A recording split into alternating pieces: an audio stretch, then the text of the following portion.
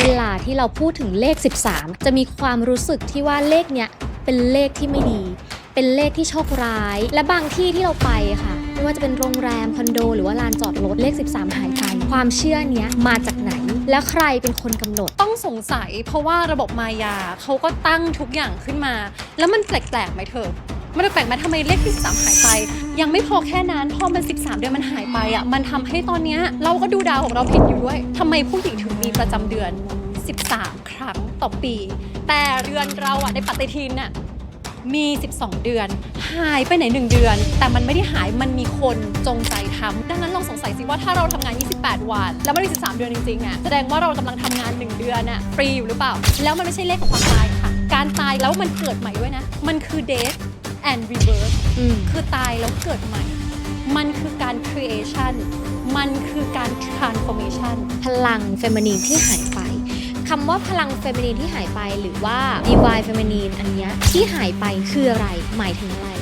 หมายถึงบุคคลท่านหนึ่งค่ะคือชื่อว่า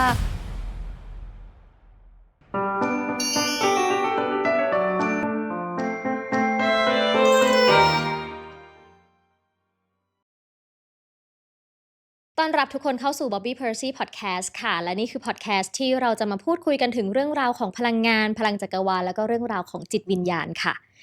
ทุกคนเคยสังเกตไหมคะว่าเวลาที่เราพูดถึงเลข13ค่ะจะมีความรู้สึกที่ว่าเลขเนี้ยเป็นเลขที่ไม่ดีเป็นเลขที่โชคร้ายเป็นเลขที่เป็นลางร้ายบางคนมีความเชื่อแบบนั้น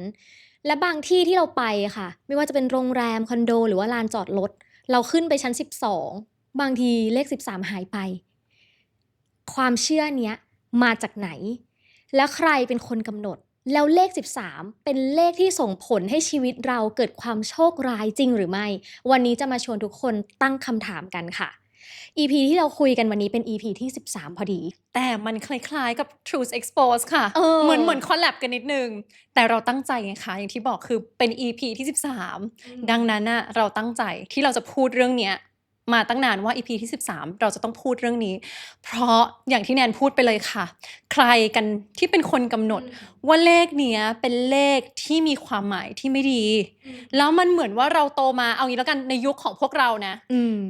ปีก่อน 1,800 อะไรอย่างเงี้ยหรือว่าประมาณ 300-400 ปีที่แล้วมันอาจจะไม่เป็นแบบนี้ก็ได้จริงคือต้องสงสัยเพราะว่าระบบมายาเขาก็ตั้งทุกอย่างขึ้นมาแล้วมันแปลกๆไหมเธอมันแปลกไหมทำไมเลขที่13หายไปแล้วมันเปลี่ยนเป็นแบบ 12A จริงหรือขึ้นลิฟต์ใช่เห็นได้เยอะมากคือไม่ใช่แค่ทางฝั่งโลกตะวันตกคือประเทศไทยเองเนี่ยหลายๆที่หรือแม้แต่คอนโดฉันเองก็ยังเป็นนะกลายเป็น12A แต่ของคนไทยอ่ะพอเขากลับเลขไงเขากลับเลขก็เป็นเหมือนแบบพอเป็น13พอกลับข้างๆอ่ะจะเป็นคำว่าผีเลข3กลายเป็นหอผึ้งแล้วก็เลข1เนี่ยกลายเป็นสระอีเราโตมาแบบนั้นไงคือพูดง่ายๆเป็นตัวเลขที่มันไม่ใช่แค่เลขไม่ดีนะเป็นเลขที่กลัวด้วยถูกต้องเพราะฉันเห็นเลขนี้ปุ๊บอะฉันจะรู้สึกจิตตกลบพอดีเท่านั้นไม่พอค่ะพอศุกร์ที่13ใช่ยังกับฮาโลวีนเลยคุณเนี่ยเราวันนี้ถึงต้องมาคุยกันว่าความเชื่อที่ว่าเลข13เนี่ยเป็นเลขที่ไม่ดีมันเกิดมาจากอะไรอันเนี้ยมันเกิดมาจากสังคมถ้าถามว่าใครเป็นคนกำหนดเลยอะเธอเราอาจจะไม่ได้ไประบุชัดๆขนาดนั้นแต่เรารู้ว่ามันมีช่วงเปลี่ยนผ่านแน่นอนเพราะว่าเลขที่13อะเธอลองดูแล้วกันว่าไม่ว่าจะเป็นความเชื่อเนาะของทางศาสนาใช่ไหมที่เรารู้กันเคยได้ยินเรื่องราวของ The Last Supper ก็คือมีในมื้อกริยาอาหารสุดท้ายนั้นมีพระเยซูแล้วก็อัครสาวกอีก12คนรวมเป็น13แต่วันนั้นเกิดเหตุการณ์ที่ทำให้พระเยซูถูกตรึงกางเขนก็เลยเป็นความเชื่อฝังใจของทางศาสนาคริสต์ว่าเป็น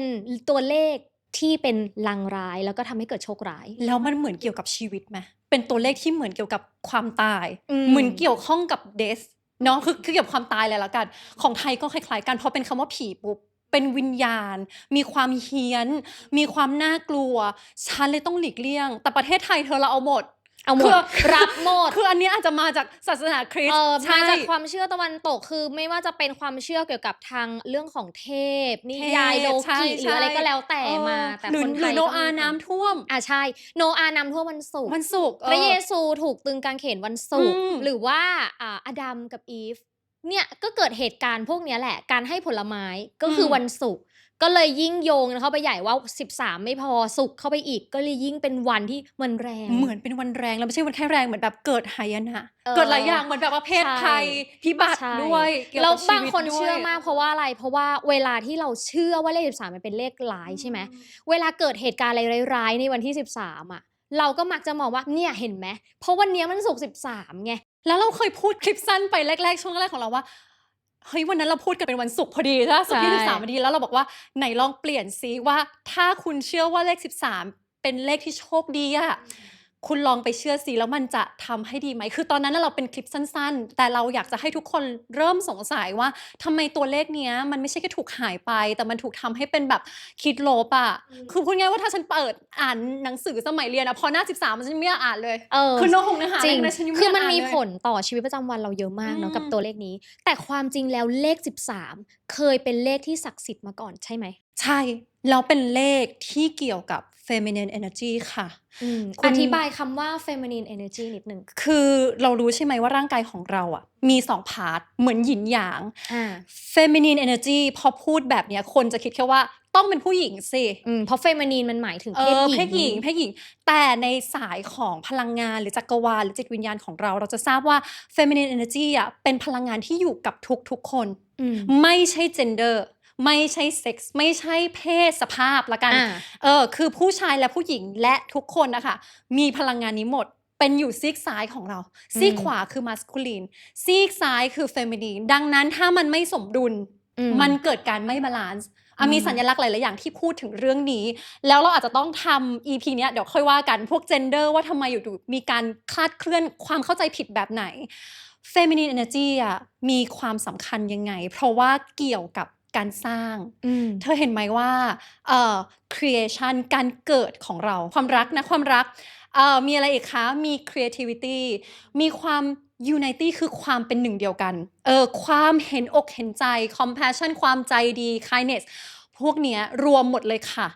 ใน feminine energy แล้วเขาพยายามกดอันนี้ไว้ เพราะว่า feminine energy อ่ะเป็นพลังงานอันหนึ่งที่เราสามารถต่อกับใครคะต่อกับใครคะต่อกับใคร ต่อกับ higher self ต่อกับ God หรือต่อกับจักรวาลได้ แล้วมันเชื่อมโยงกับสัญชาตญาณค่ะคุณ แล้วการที่คุณมี intuition หรือสัญชาตญาณอะที่เขาบอกว่าทำไมบางทีเรารู้สึกแบบโหวงๆข้างในท้องเธอเคยไหมที่บอกว่าสมองเราอะไม่รู้ว่าทำไมแต่ใจเราเต้นแรงละ มันรู้สึกไปแล้ว หรือบางทีเหงื่อเราออกนะหรือบางทีรู้สึกว่าข้างในมันโหวงท้องปวดท้องไม่ค่อยดี อาการพวกเนี้ยมันคืออาการของการมีสัญชาตญาณที่เป็น feelings ก่อนที่สมองของเราอ่ะจะทำงานหมายถึงว่าร่างกายของเราเป็นเซลล์หมดดังนั้นนะคะการส่งผ่านพลังงานเขาบอกนะว่ามันจะมีช่วงที่ส่งผ่านพลังงานประมาณ8 วินาทีคือก่อนที่สมมุติว่าฉันจะพูดอะไรผ่านสมองฉันแล้วฉันจะพูดกับเธอเขาจะดีเทคได้คือเขาจะสามารถตรวจสอบได้ว่าอันเนี้ยที่มันส่งมามันคือเรื่องที่มันถูกต้องหรือมันไม่ใช่หรือว่ามันอาจจะทำให้ฉันไปเจอในสถานการณ์ที่มันดีหรือไม่ดีหรือเปล่าเป็นเหมือนสัญญาณเตือนภัยค่ะเป็นเหมือนอะลามเลยเหมือนแบบว่าเฮ้ยอย่างเงี้ยไอ้ความรู้สึกแบบเฮ้ยหรือว่าหรืออะไรพวกนี้เนาะพวกนี้คือสัญชาตญาณสัญชาตญาณหรือบางคนมีอะไรดาวน์โหลดมาหรือ channel ที่เป็นศัพท์ของพวกเราใช้กันที่เขาบอกว่าถ้าเป็นฝรั่งเราจะเรียกว่าอาหาโมเมนต์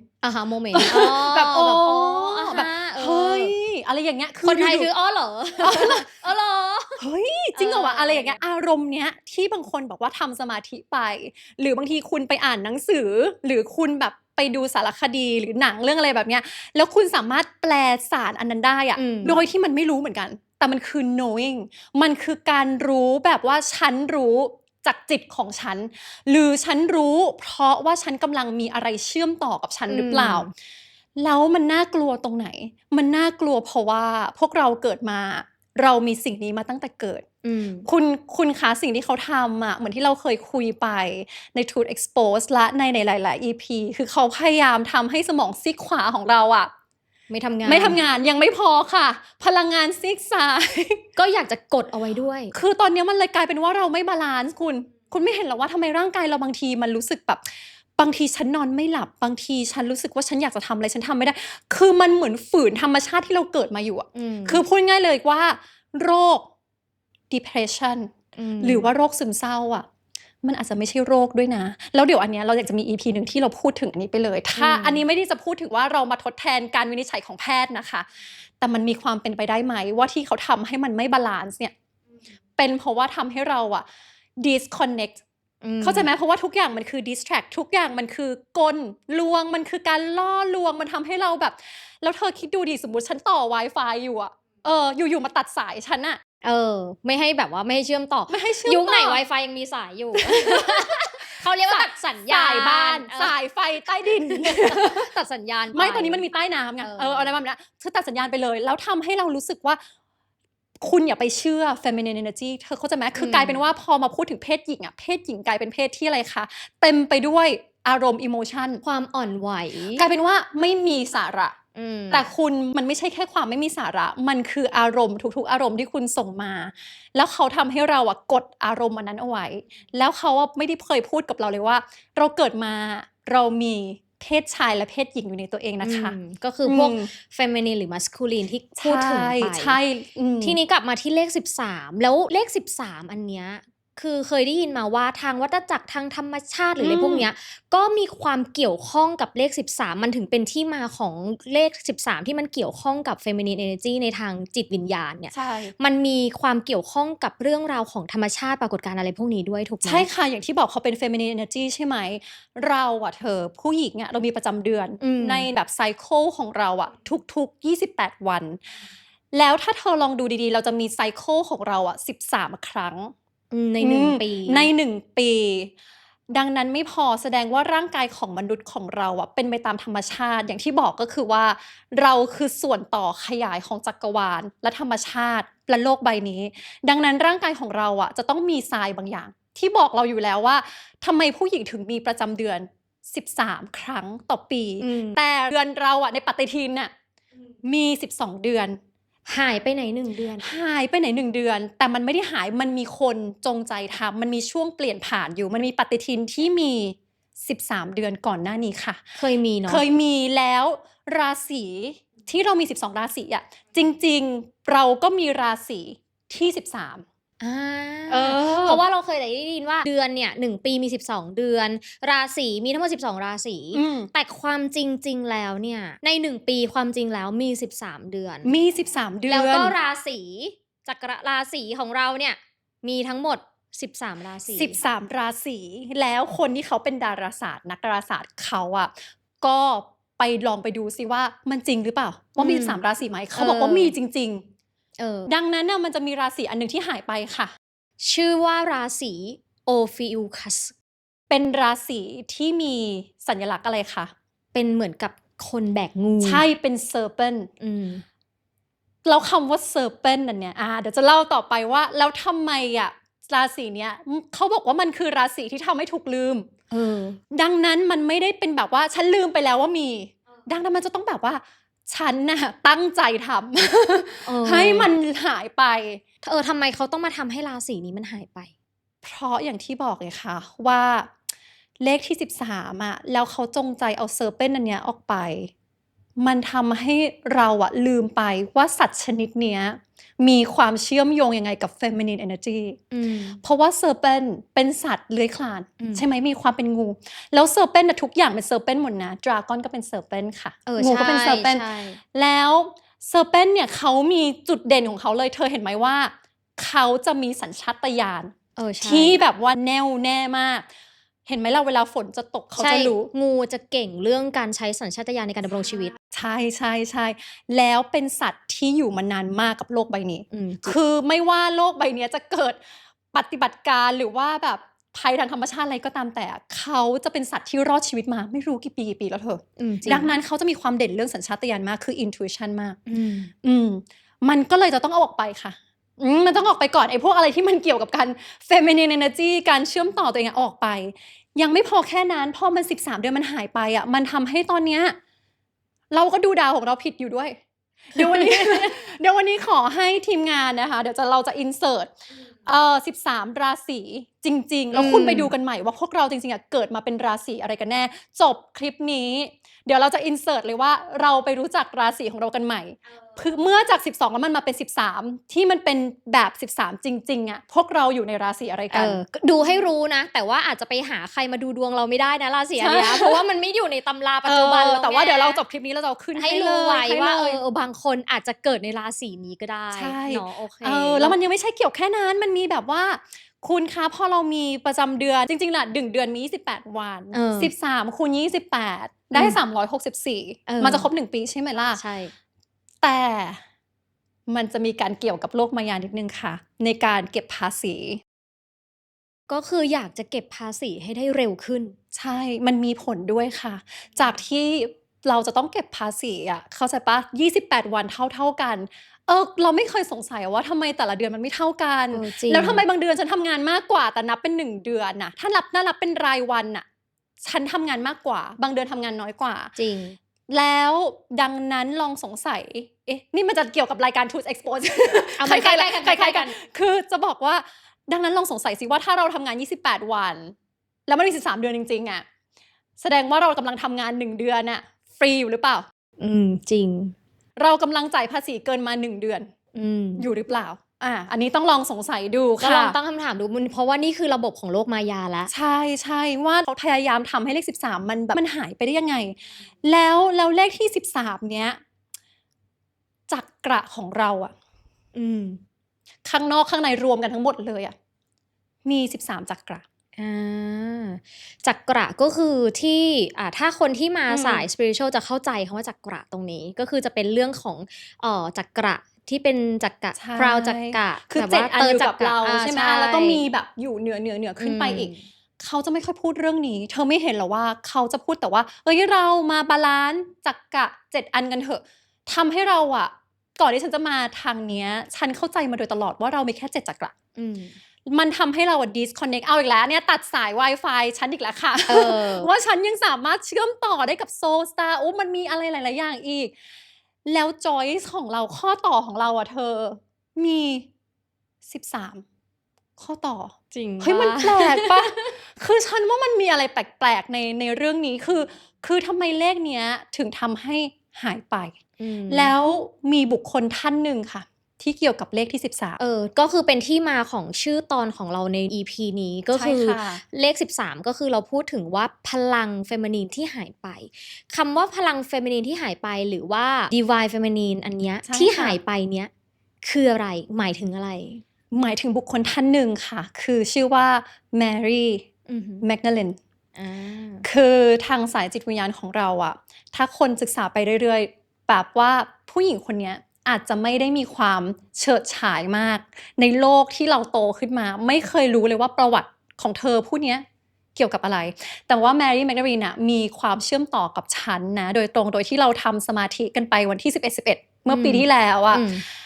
ฉันเหมือนอยากจะบอกทุกคนนี่แหละว่าให้ปลุก feminine energy ของทุกคนขึ้นมากันเราได้มีการทำ visual meditation ซึ่งฉันพูดถึง dragon พูดถึง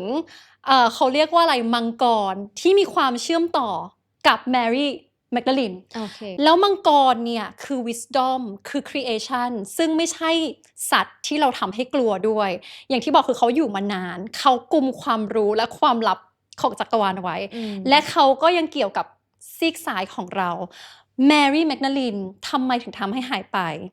อันเนี้ยสามารถไปหาข้อมูลเพิ่มเติมได้หรือว่าถ้าใครสามารถ channel หรือสามารถจริงๆถ้าคุณลองถามจิตของทุกคนแมรี่แมกดาลีนช่วงประมาณปลายปีที่แล้วพลังงานของเธอจะแผ่ลงมาบนโลกเยอะมากทำให้หลายๆคนมีการตื่นรู้หรือมีการสงสัย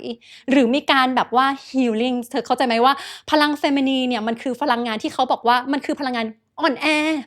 แต่จริงๆความอ่อนแออันนั้นมันแฝงไปด้วยความอ่อนโยนความใจดีไม่ใช่ความแข็งกร้าวแต่มันคือความแข็งแกร่งสิ่งพวกนี้แมรี่แมกดาลีนเธอเป็นอัครสาวกคนที่13ของพระเยซู ซึ่งไม่มีใครพูดถึงเรื่องนี้ไม่มีใครพูดถึงเธอ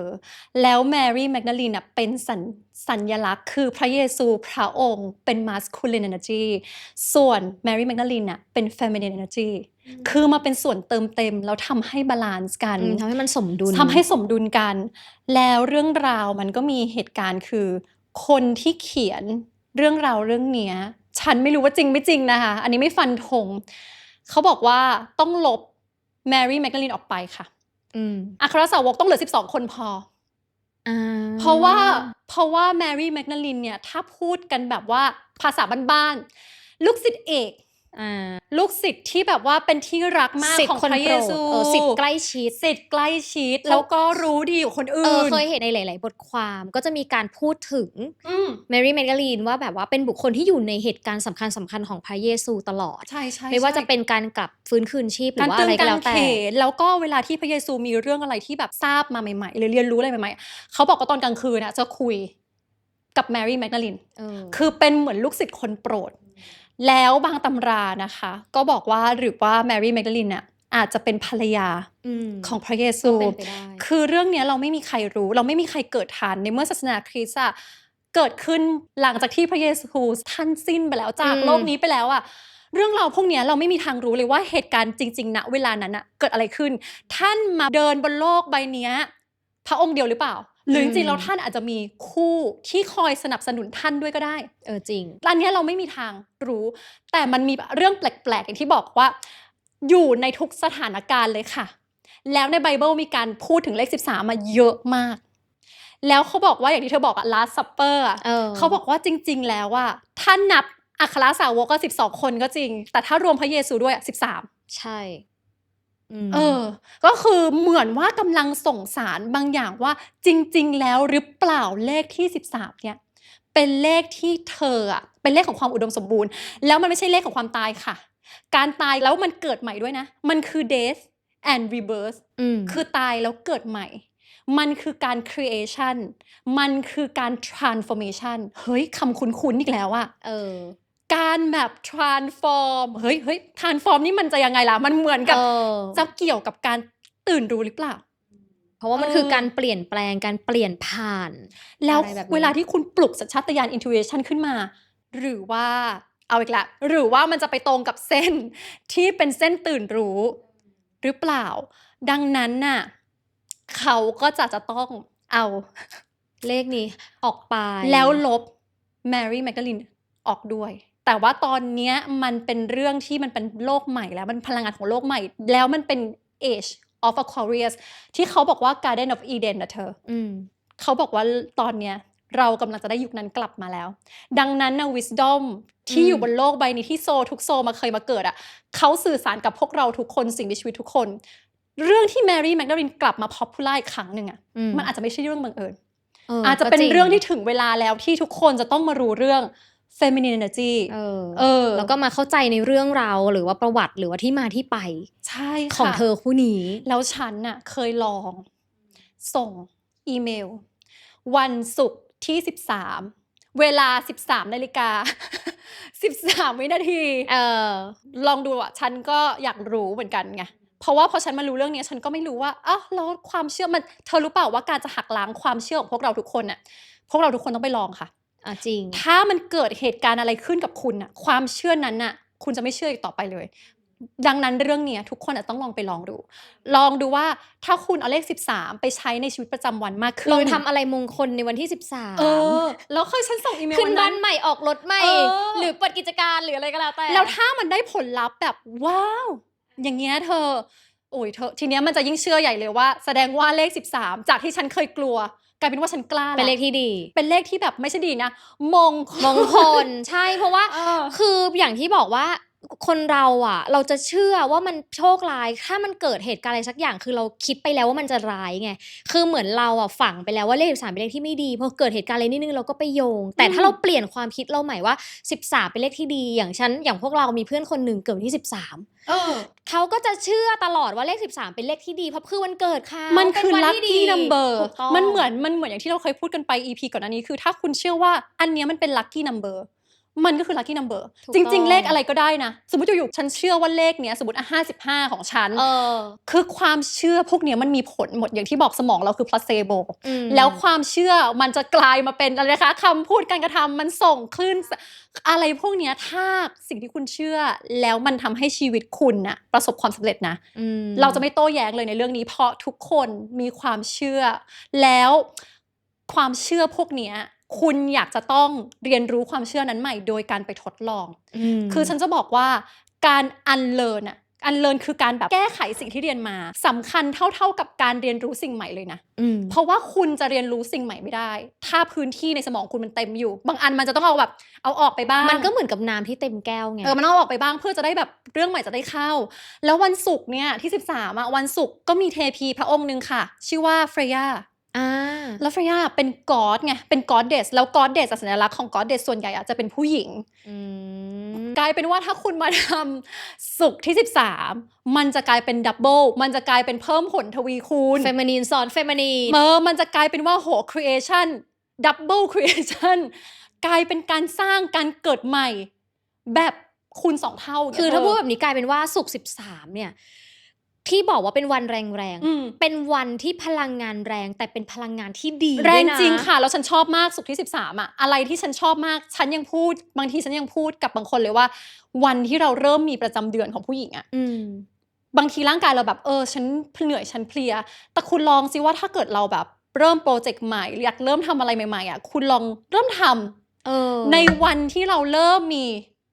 ประจำเดือนคืออะไรแบบเนี้ยเพราะมันคือการเกิดใหม่ไงคือการเทรดดิ้งของเราการที่แบบว่าเรามีรอบเดือนทุกๆเดือนน่ะมันก็เหมือนการชำระล้างบางอย่างไปคือเรื่องแบบเนี้ยร่างกายเราเขาล้ออันนี้เขาก็ล้อกับพระจันทร์อยู่แล้วร่างกายเราอะค่ะเป็นสิ่งเดียวกันกับจักรวาลเหมือน as above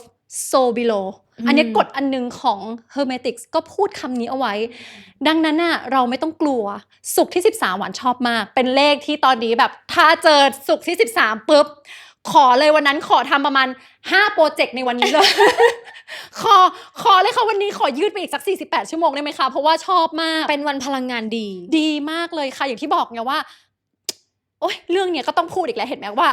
อยากจะมี EP นึงที่บอกว่าถ้าประวัติศาสตร์อะเขียนโดยผู้หญิงอะเรื่องนี้มันอาจจะเปลี่ยนไปแต่ฉันจะไม่ได้บอกว่าเพราะฉันเป็นผู้หญิงฉันเลยจะมาเข้าข้างผู้หญิงด้วยกัน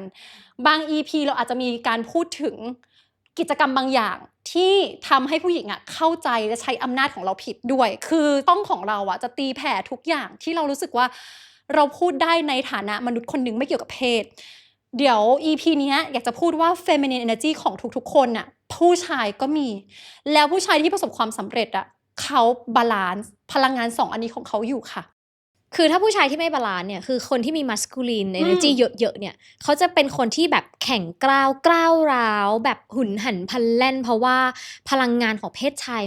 มันแรงกว่าใช่แล้วเขาจะรู้สึกว่าเขาต้อง dominant เขาต้องเด่นกว่าเข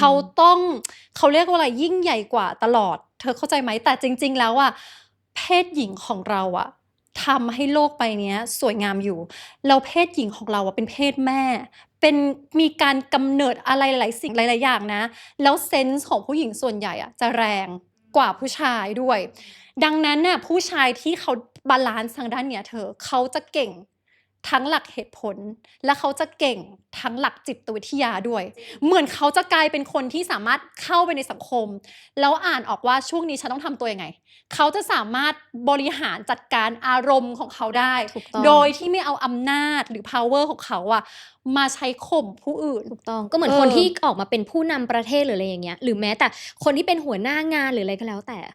เพศชายที่เขาสามารถบาลานซ์เรื่องพวกนี้ได้เขาทำให้ตัวเองอะมีอำนาจมี power แต่ก็สามารถเอาตัวเองเข้าไปอยู่ในใจของผู้คนได้ใช่แล้วเรื่องนี้เราไม่เคยถูกสอนมาเพราะเรารู้สึกว่าพลังงานเกี่ยวกับเพศแล้วผู้หญิงอะพวกเราอะก็อ่อนค่ะmasculine energy พวกเราก็ต้องไปเติมกันเหมือนกันหลายๆคนก็อ่อนเกินถึงได้แบบโดนเขารังแกโดนเหยียบย่ำโดนอะไรแบบนี้อยู่ใช่แล้วโดยเฉพาะคนที่เกิดมาเป็น empath อันเนี้ยอาจจะต้องพูดถึงชุมชนของเราเดี๋ยวอาจจะต้องมี EP นึงที่เราต้องพูดถึงว่าบางคนที่เกิดมาเป็น empath เขามีความ sensitive คือเขาสามารถรับรู้อะไรพวกเนี้ยเพราะว่า feminine energy เขาแรงมากมันเลยทำให้แบบเขาไม่รู้ว่าเขาจะจัดการยังไงดีเพราะบางทีเขารู้สึกว่าอันเนี้ยมันคือสิ่งที่ฉันน่ะด้อยกว่าคนอื่น มันคือสิ่งที่ทำให้ฉันน่ะโดนทำร้ายอยู่ทุกวันเนี้ย ม กลายเป็นว่ากิฟต์หรือว่าพรสวรรค์ของเขาอะมันไม่ได้ชายเหมือนกันเดี๋ยวเรื่องเนี้ยเราก็ต้องมาคุยกันต่อไปว่าแล้วอย่างนั้นเราจะมาจัดการยังไงให้มาสคูลินของเราอะเด่นขึ้นมาด้วยแล้วในวันที่คุณบาลานซ์อะคุณจะสามารถเป็นตัวคุณเองในเวอร์ชันที่ดีที่สุดได้การที่เราเกิดมาบนโลกใบเนี้ยผลสุดท้ายแล้วเนี่ยเราพูดกันไปหลายๆ EP อะเราแค่อยากจะเกิดมาไฟล์เอาหาว่าผลสุดท้ายแล้วฉันเกิดมาบนโลกใบนี้ทำไมเนี่ย ถูก กลับ ต้ มา อง แล้วก็อยู่แบบมีความสุขอยู่แบบฮาร์โมนีนะ มาเล่นเกม แล้วคนไม่ค่อยชอบพูดคำนี้เห็นไหมคนไม่ค่อยชอบพูดคำว่าฮาร์โมนีคืออยู่กันแบบกลมเกลียวเธออยู่กันแบบสันติสุขแล้วก็อยู่กันแบบมีความสุขแบบกลมเกลียวอะคำเนี้ยคนไม่ค่อยพูดกัน แต่ฉันว่ามันถึงเวลาแล้วแหละโลกใหม่ เพราะว่าเดี๋ยวเราจะต้องเติบโตไปในเส้นทางนี้ด้วยกันแล้วอยากจะให้ทุกคนน่ะเข้าใจใหม่เกี่ยวกับพลังงานของเลขที่13แล้วก็เข้าใจใหม่ซะว่ามันไม่ได้เกี่ยวกับเพศและเจนเดอร์ค่ะ ใช่ค่ะ เพราะฉะนั้นนะคะ คนที่ได้ดู EP นี้วันนี้นะคะ วันนี้ทุกคนนะคะ กลับไปเลิกกลัวเลข13ได้แล้วนะคะ เพราะว่าเลข13เป็นเลขที่เคยศักดิ์สิทธิ์มาก่อน เป็นเลขที่มีพลังงานที่ดี และยิ่งศุกร์13นะคะ ยิ่งเป็นวันที่เหมาะมากที่ทุกคนจะทำอะไรดีๆ วันนี้เราถ่ายวันไหนคะอุ๊ย เออ ไม่ใช่อีก ไม่ใช่ ไม่เป็นไรเดี๋ยว ไม่ วัน ใช่ ศุกร์ถ่ายใหม่ อะไรใหม่ โอเคนะคะ ก็อยากให้ทุกคนค่ะเข้าใจในเรื่องของพลังงานที่เป็นเฟมินีนแล้วก็เลข13กันใหม่กับพวกเราสองคนแล้วก็ถ้าใครชอบเรื่องราวดีๆ แบบนี้อยากให้เรามาคุยกันถึงเรื่องอะไรนะคะ อย่าลืมคอมเมนต์พูดคุยกันไว้ได้เลย แล้วก็ที่สำคัญนะคะ ฝากกดติดตามนะคะ subscribe ช่อง Bobby Percy ไปด้วย แล้วเดี๋ยวเราจะพบกันใหม่ในทุกๆ สัปดาห์วันนี้ไปก่อนแล้ว สวัสดีค่ะ สวัสดีค่ะ